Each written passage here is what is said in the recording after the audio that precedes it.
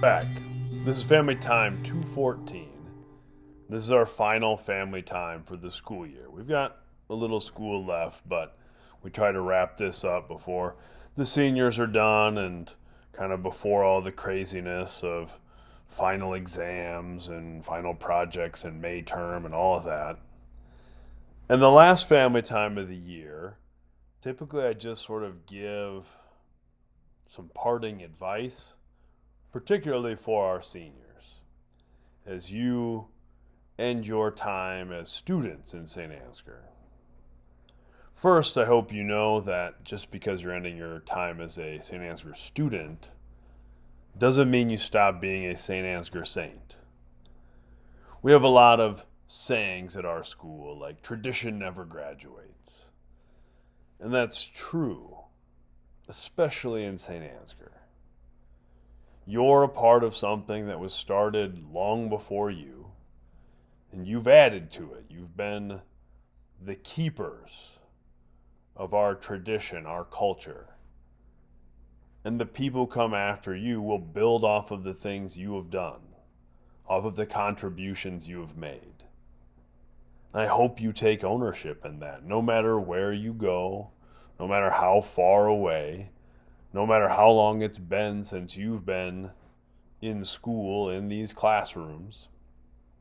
I hope you still look back and take some ownership and want the tradition, the culture to build.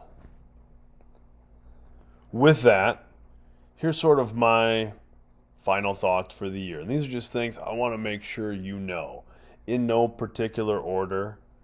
Some of them are certainly things I've said before, some many times, some maybe are not, and this is not a comprehensive list of things I think you need for life, but things I want to make sure you know as you wrap up your time as a student, sort of as I sort of stop being your teacher and coach directly in this capacity. So the first thing I put, I kind of made a list, is lead with love and understanding. In everything you do, seek empathy. I really think empathy is the greatest human pursuit. To try to see things from the perspective of another. To get out of our own heads. We live in a world of echo chambers right now. It's so easy to create our own little vacuums where we don't have to examine the perspectives of others. We don't have to question anything. We can always find someone who backs up our own preconceived notions. But if we do that, we never grow. We grow or we die. It's as simple as that. Mark Twain once said, most men die at 27. We just bury them at 72. I think that's true. If we stop learning, if we stop challenging ourselves, if we stop questioning things and stop seeking truth, then it's over.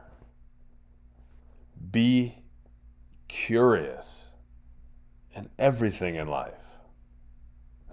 And as a side note with that, as we think about empathy, I implore students and teachers, all of us, in every grade level, to practice a little empathy at the end of the school year.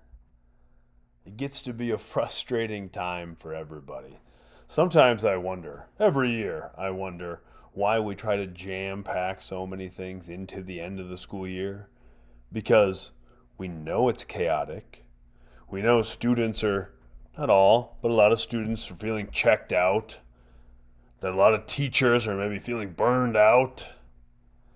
And then we cram as many things as possible into the hectic month of May. And sometimes I go, why do we do that? Is there some of these other things that we could spread out a little bit more throughout the year? But maybe it's just sort of the nature of things, sort of trying to check every box before the school year ends. But I implore everyone to practice a little empathy with each other. For students, practice a little empathy with your teachers. You might be saying, "Oh, they seem a little grumpy lately." Well, yeah, think about it. We want what's best for you, and I know I get a little grumpy sometimes at the end of the year when it's like I want to make sure we've got everything done for the art show, and I want to make sure students have all their projects done. Then I want to be able to clean things out of the art room. We have to be ready for May term, and we want everything wrapped up and done. And and I don't have a lot of patience for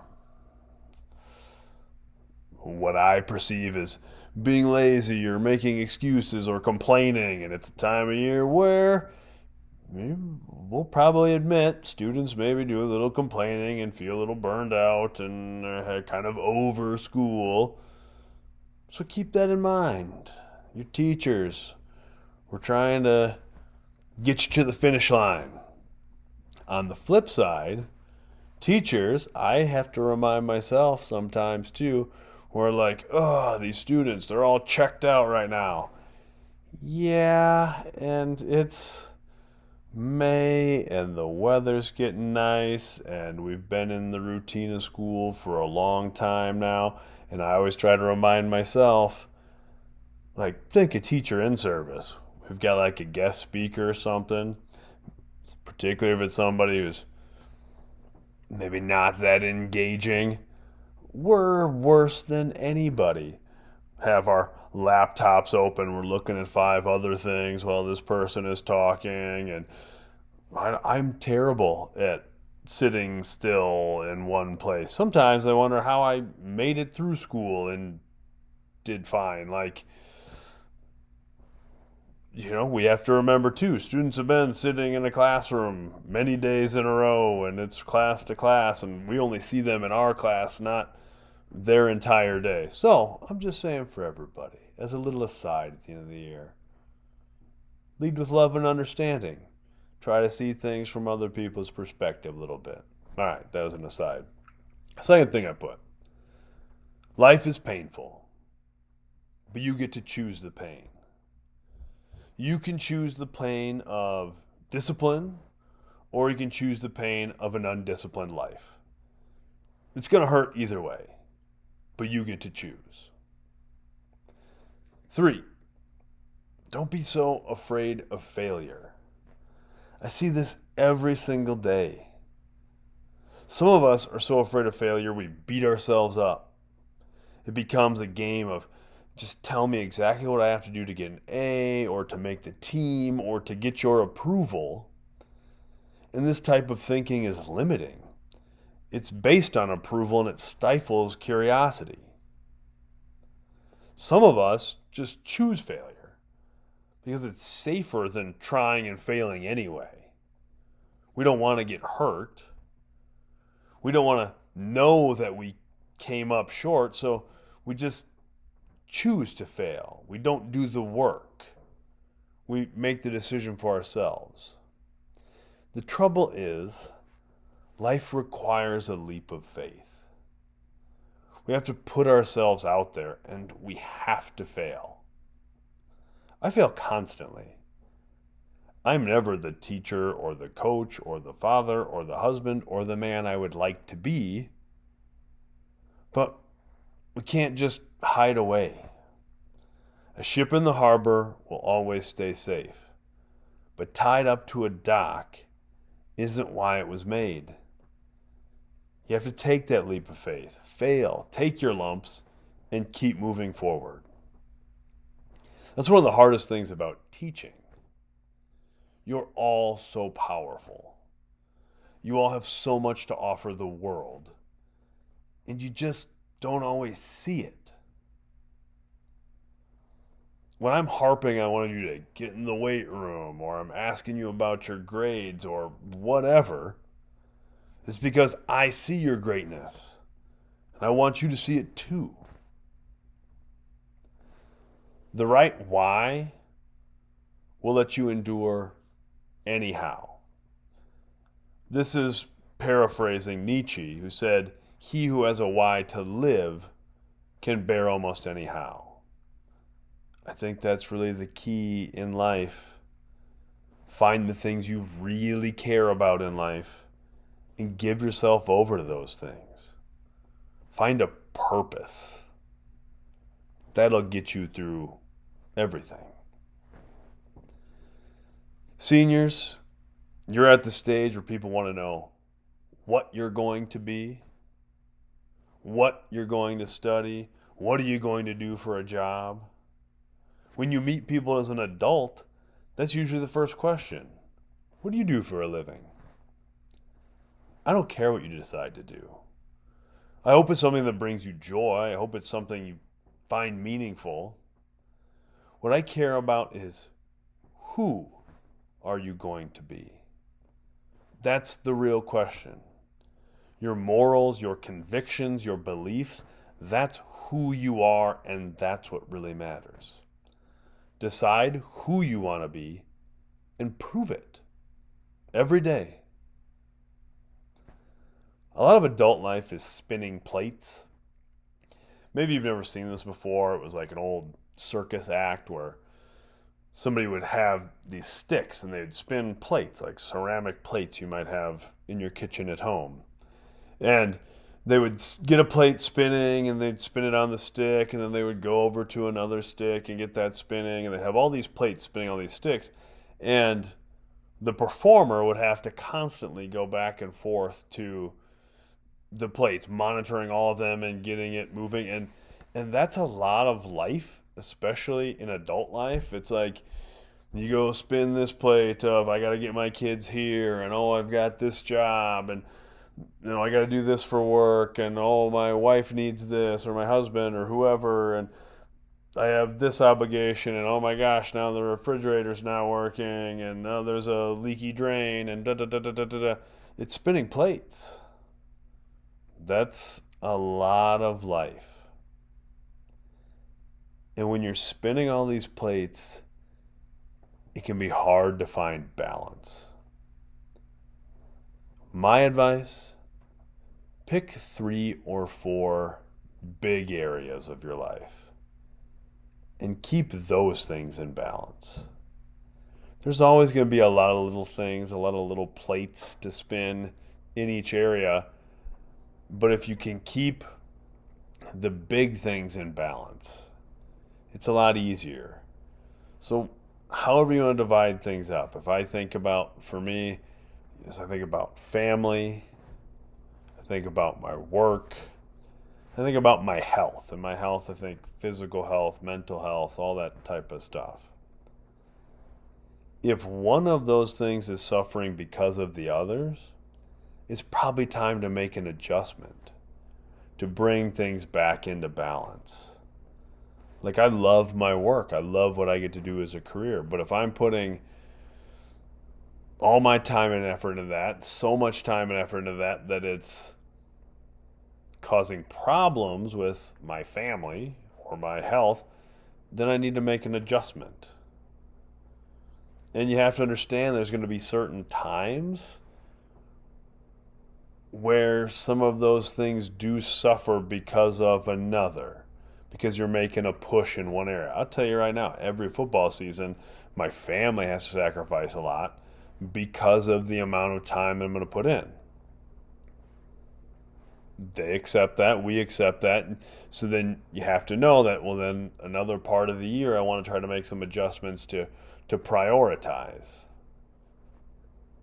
But if you can focus on a couple of those big things, it's easier to keep those plates up, keep them spinning. But understand there's only so much time, you only have so many resources. So if you're dedicating more to one thing, you're taking it away from another. And you have to constantly adjust that scale. The next thing is be the best at everything that requires no talent. Talent is real, and it's certainly not distributed equally, but it's pretty common. Hard work, discipline, toughness, kindness, courage, respect. Those qualities are far less common, and they're entirely under your control. Be the best at everything that requires no talent. Next, Don't worry about making the right decision. Make your decision right. I know I say this a lot, but we often suffer too much paralysis by analysis. We overthink things. We stress over making the right decision, but we don't get to live out one decision, then go back to that decision point, live out the other choice before we commit. At some point, you just have to pull the trigger and trust we'll make the decision right. That all being said, it's okay to stop and think.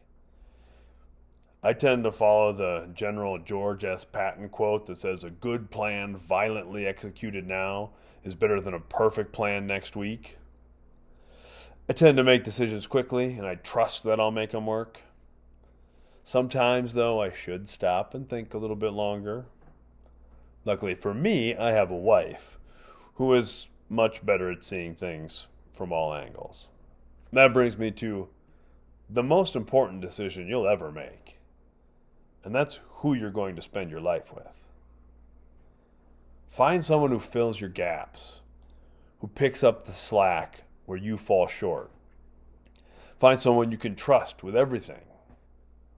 Find someone who challenges you, who makes you better, who always backs you up, even when you're wrong. Then, be all of that for your person too. And the last thing I'll say is just don't give up. Don't ever give up. If I've learned anything in life, it's this. All the best things in my life have come after the biggest challenges. As long as you're breathing, you're still in the fight. As long as you're in the fight, it just takes one big swing to turn the tide. You always have a home here at St. Ansgar, where people care about you and want what's best for you. Thank you for everything that you have brought into my life and you continue to bring into my life. Much love and respect.